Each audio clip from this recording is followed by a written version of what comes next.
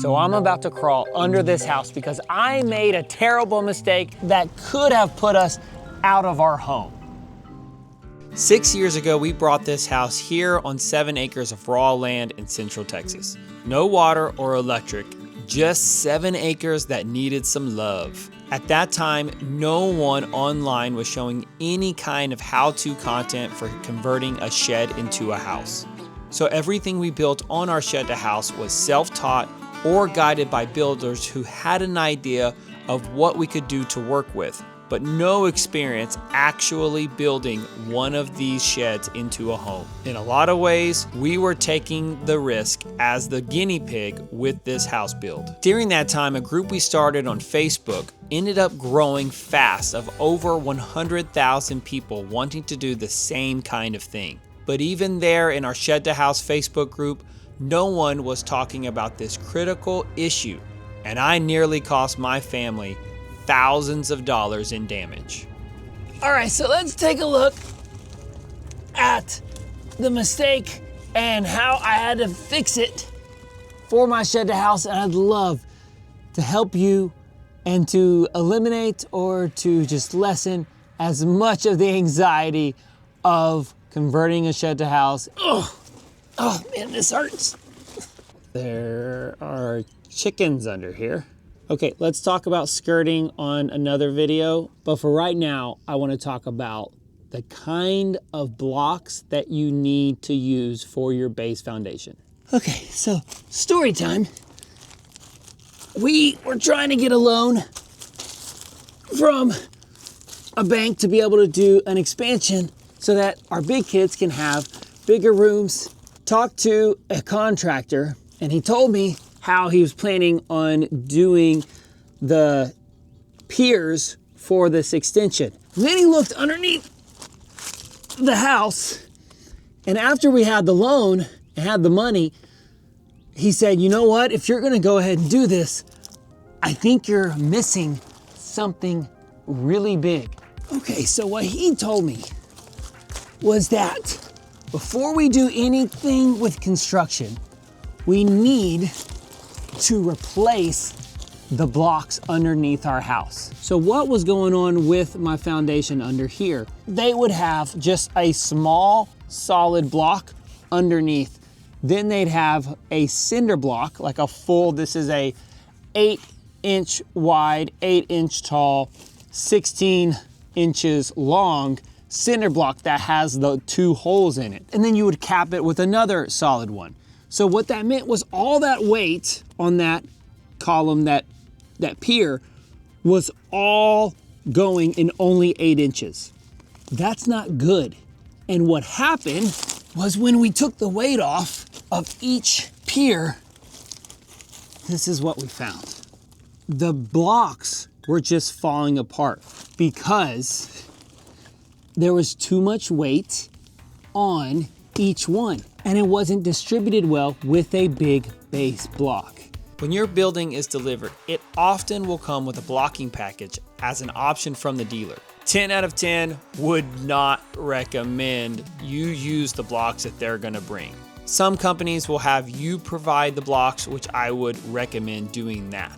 And I also recommend that you take the lead on showing them how you want these blocks stacked for your building. Most of the time, they're just gonna single block them with maybe a small, thin 8x16 base block, and it's just going to crack every single thing because the weight is not properly distributed. And these smaller 8-inch base blocks are gonna, over time, work their way into any kind of sandy soil like we have. And that's why I wanna tell you now that you have to have these 16 by 16 by 4-inch thick solid base blocks everywhere. So the very first dollar and the very first day after we got our loan money, my contractor came out and redid every single block. In fact, on the last day, I was even under here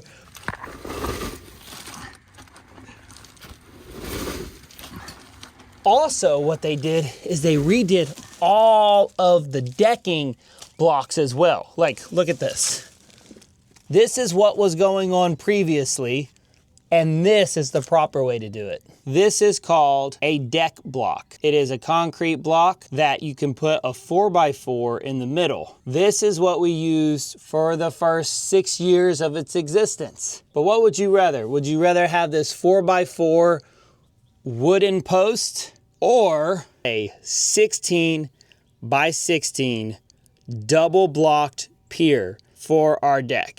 And then these piers all sit on a 4x6 treated beam all the way down. So the reason why you want to double block a pier like this, because here on this corner, due to the slope of our land, we had to go almost 4 blocks high, which did lead to us having some sinking issues over the last 7 years since we've been here. And that's why we ended up adding this 4x6 pressure treated beam, and it goes all the way down the 48-foot long building. So there is the front beam right there.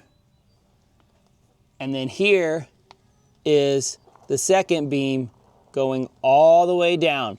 This is holding up our 12-foot wide, 48-foot long front porch, and this deck has never felt this solid. You see, there's another deck block that is just doing nothing because we don't need it. All right, so is this starting to scare you? Are you starting to think, well, then I should not do a shed to house because I'm too overwhelmed by all of the foundation, all of the insulation things? No, that's not what we're saying.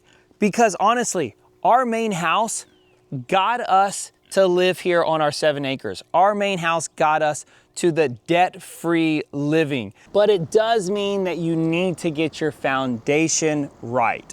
So yes, you can do the concrete poured pillars. I think that's a good idea. I think that it takes a decent amount of construction knowledge to be able to know exactly how your beams of your house are gonna be, because you have to be able to put those pillars right there on those beams. Chip's going crazy over here. But at minimum, you need these 16 by 16 by 4 solid concrete base blocks. Getting these base blocks, y'all, is going to make you sleep so much better. It is not, concrete blocks are not that expensive. In fact, most dealers are going to go ahead and level your house for you, level your shed for you, but they're probably gonna want you to supply your own blocks. So if you have to buy the blocks, go ahead and get the base blocks. Make sure that you have that because they're so much better. In fact, I'll take it one step further. I'm gonna be sharing this full video here soon, but here is something that I never thought of. This is a 2 foot deep. This is probably, I would say, a 2 foot by 2 foot by 2 foot deep concrete footer. So this is a footer that our contractors poured. What we were gonna do is to do those pillars, but this I think is such a better choice because that weight can distribute so much better compared to what we had. I'm gonna do this full video later, but if you want to do some sort of poured concrete, I feel like this is such a better option to pour a concrete footer at ground level, at grade level, and then put your 16 by 16 base pad. And also what our contractor did, these are not normal cinder blocks. These blocks right here, they don't have the holes in them.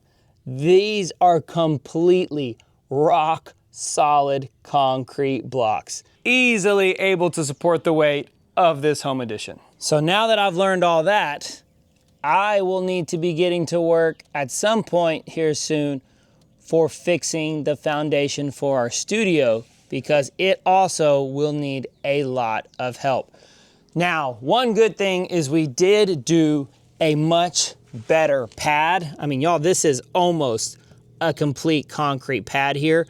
This thing is It's like this limestone pad. I really like it. Although I wish that I would have done it differently because I told them I want 1 foot all around. So the studio is a 14 by 24 building, and I guess I had them do 16 by 26. That wasn't enough because you think that you're going 1 foot all the way around and you actually don't. So definitely I would do 2 feet all around. Have a 2 foot barrier all around if you're doing a pad like this. I like this way better than our gravel pad, but what it means is I still need to replace these blocks with the base pad. Now, this is just a studio. It's not holding up as much weight as our main house. It doesn't have near the traffic, doesn't have a kitchen or bathtub or anything like that. But this is something that further down the line, I will need to replace these with those base blocks. So during the experience of converting our main shed to house as well as our studio, we've learned many one-liners, but one of them is that there is more than one way to skin a cat. So depending on if you hire a contractor, there's lots of ways to be able to do construction. And if there's anything that I would say that you make sure that you do, it is to have the base blocks properly installed. And then just know that if you're going with a pier and beam house, depending on your soil, it's very possible that you're gonna need to be able to have your house maintained and possibly re-leveled every 5 to 10 years. Hopefully not 5, but 10 years, every 10 years, yeah, you're probably gonna need to do that. But what about you guys? What kind of foundation would you recommend? Have you converted a shed to house, or are you just beginning to start to research this process? Let me know down in the comments below. And hey, if it's your first time here, please consider giving us a subscribe, giving us a thumbs up. That really helps out the channel. And I have a video right up here when we brought this shed in at the very beginning of our process, almost 7 years ago. Check that out.